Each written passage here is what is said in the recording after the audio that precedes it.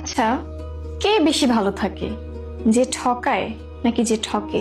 সেই সকল চিটার বাটপার প্রতারণাকারী মানুষ ঠকানো মানুষ, শুনে রাখো, দুনিয়াতে তাৎক্ষণিকভাবে তুমি কারো টাকা মেরে দিলে, কারো মন নিয়ে খেললে, কাউকে প্রতিজ্ঞা করলে এবং সেটা রাখলে না, কোন একটা মানুষকে কাঁদাইলে, রেখে চলে গেলে, একসাথে থাকার কথাও বলে মাঝপথে ছেড়ে চলে গেলে, সেই সকল মানুষ কান খাড়া করে শোনো, তাৎক্ষণিকভাবে সেই মুহূর্তে তুমি ঠিকঠাক জিতে যাবা, তবে তকদির, ভাগ্যের কাছে এবং উপরওয়ালার কাছে তুমি হেরে যাবে।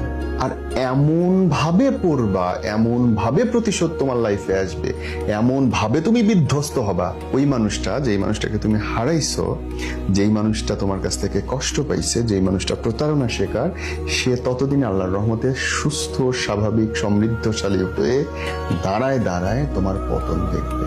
সো যারা ঠকাচ্ছ, সাবধান। যাকে ঠকানো হয় জিতে যায় সে, যে ঠকায় নিয়তির কাছে হার সবসময় তারই হবে।